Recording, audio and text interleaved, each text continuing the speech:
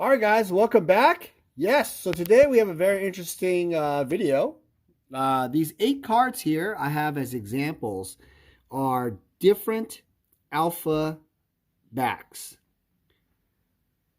They're all different in some weird way, or, well, I mean, I could have probably had thousands to show you, but I just picked these 8.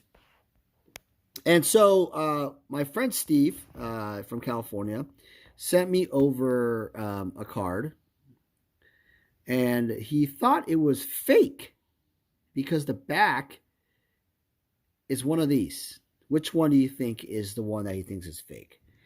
All right, guys, I hope you can enjoy the video, learn something from it. Enjoy. Vintage Magic. Game. Collect. Invest. For more information about our consulting and professional services, visit vintagemagic.com.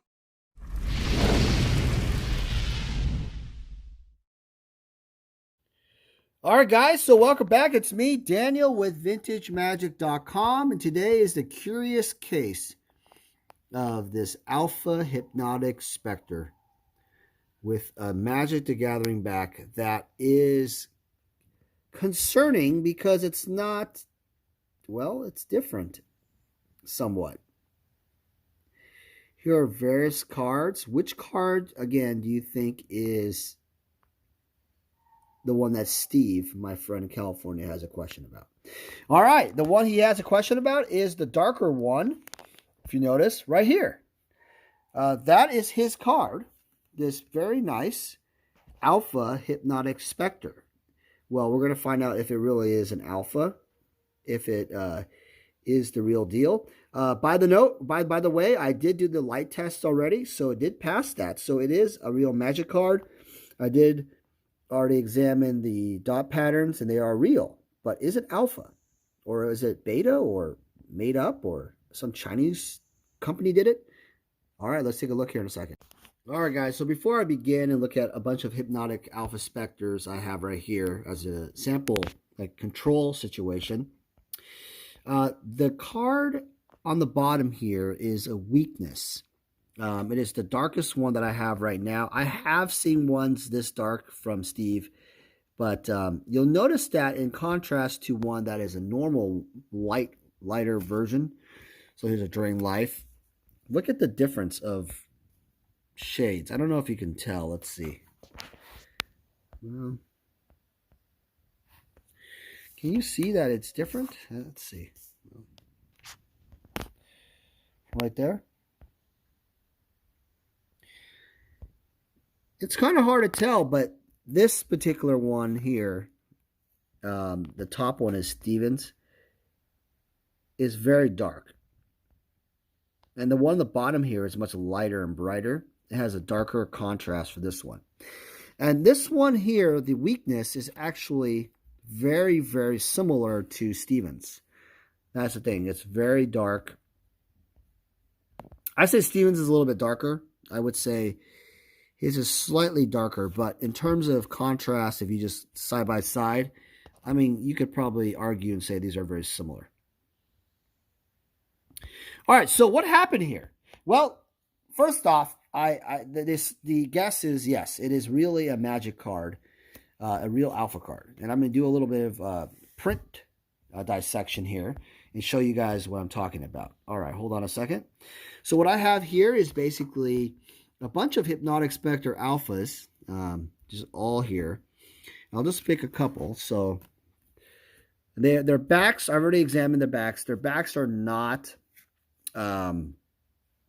they're not actually dark, so we can tell Stevens pretty quickly. So we're not going to mix them up at all. All right, so yeah, Steven got this card on eBay, which is also troublesome to some people. They're like, well, Dan, how do you know if it's what you're getting is real? This is a very important test. So I want you guys to pause the video right here, and it's on a HD 4K 1080. So go ahead and change that setting to a higher setting contrast and see, notice all the dot patterns there. Hypnotic Specters also, by the way, have a little print dot sometimes. That's a feature of the card, and a lot of alpha cards too. But I'm looking at the dot pattern, and they're exactly identical. Look at the corners here. I don't see anything here that's different. There is a flip. Let's look at the Doug Schulers. So what happened here? Because the front is exactly the same as the fronts are exactly the same as, there's no contrast difference, right? I don't see anything different. Look at the mana symbols here. Spread them out. These are the real ones, or normal ones, we're to say. This is Stevens. You notice the little black line there? That's pretty normal. I think they corrected that in beta, definitely in unlimited. That was an alpha thing for a lot of the black cards. And everything about it, centering, everything about it looks pretty good. I'm going to measure it now with some of the cards to see if there's any trimming, or maybe it was cut differently. I don't know. Maybe it was a forgery, but a counterfeit. But we're going to take a look here in a second. All right, guys, another angle here. So what happened, what's going on is this is Stevens' card. And we're going to examine it at this angle, and you can tell it's pretty dark. You see that? It's pretty dark. Look at that. Wow. Look at that. It's almost like a very dark, contrasted, like, I consider like this, like almost like Earth, like, you know, almost like there's mountains and people and density. It's like a ship, but it's like really extremely dense, like almost like it pops out even deeper. Whereas this is just the regular back, my card, and look at that, huge difference. Stevens is obviously a lot more contrasted, deeper, darker, darker brown, everything about it, but it's the same. Now let's take a look at mine again. So you'll notice the difference here pretty easily if I just go like this. Look at that. Stevens is very, very dark. So I'm going to take a look at the cut, because that's important. Here's some more. They all have the same backs. You notice that Stevens is darker. So yeah, if I go like this especially. There you go. So Stevens is right here. Look at that. Put this in the middle. I'm going to show you as I go through this. Focus. You see Stevens? Right here. See how dark it is?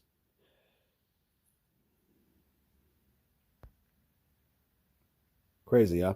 All right, so the next thing I'm going to do is I'm going to measure the cards. That's why I put all these together. And what you want to look for on alpha cards especially is what you call the alpha corners. And I put them all together. These are really nice quality cards, so you got to be very careful. Right there. So what I'm looking for here is the corners, and right here. And what I'm looking at is basically a lift that's in the cards, right? A common lift. And that is a very common thing.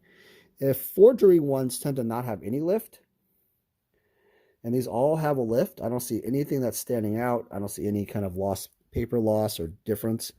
I even put all the cards together. This is completely together, and there's no additional paper, nothing that I see that's coming out. The thing in the middle there is because it's not scrunched up. So first off, there's no cut difference. The feel's the same. Everything looks great with all the cards. I'm looking at the gloss, everything about it. Inconsistencies, print doc pattern, everything about it looks good.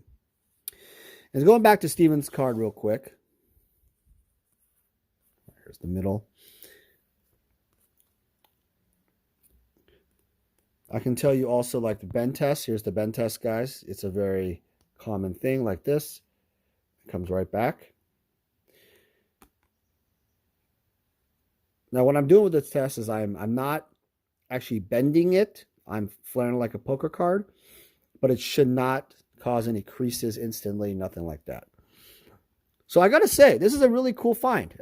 If you look through your alpha cards, if you have alpha cards, try to take a look at, I'll even line it up like this to see if there's any kind of, no, yeah, it looks pretty much the same. Yeah, try to see if there's any inconsistencies, any changes from what you can, tell. And you'll notice that there is sometimes this interesting, sometimes some of them have print dots. Like, for example, the Vesuvian Doppelganger Alpha has tons of print dots. Personal Incarnation, Savannah Lions, cards like that, they all had these print dots, and even the Mox Sapphire Alpha on the right-hand side, usually right here. And that usually is caused by dust or any kind of particle or indentation on the actual print roll, causing, a gap in the printing. I would assume that the earlier ones were probably a little bit cleaner, a little bit lighter. And this guy here was more saturated. And I bet there probably is, there probably might be runs of, and because it was in the back, I wouldn't be surprised, because I've seen ones like kind of like the weakness a minute ago, right? Here's the weakness. The weakness is much darker than the other ones I have. That almost looks identical to Stevens. Here's the weakness.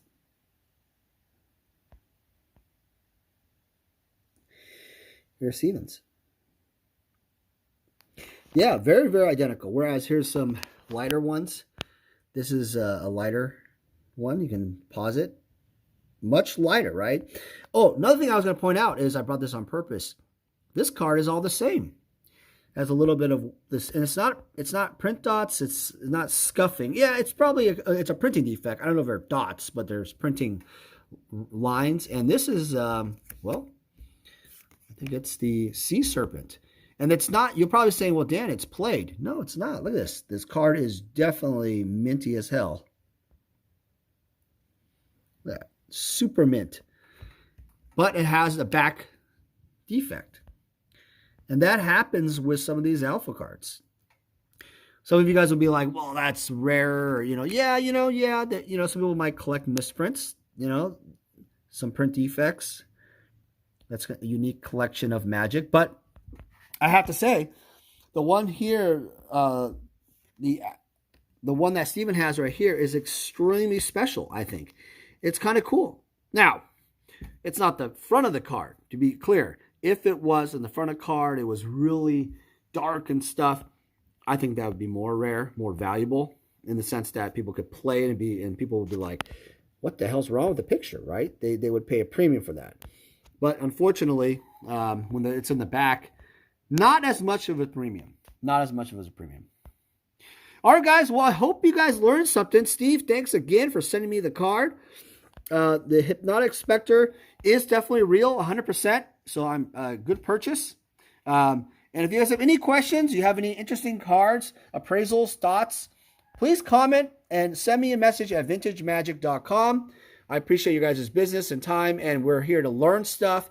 And also, if you want to buy some cards, you always contact me. But I'm always here to help, be a part of the community. I enjoy this kind of stuff.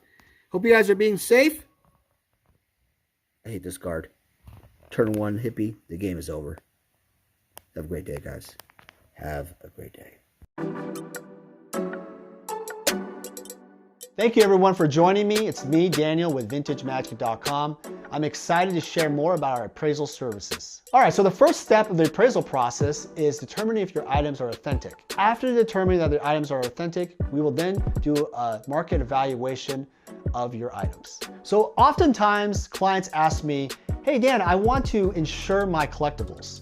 Well, after the authenticity and evaluation part of the appraisal process, I would then construct an official letter and we would send that off to the insurance company.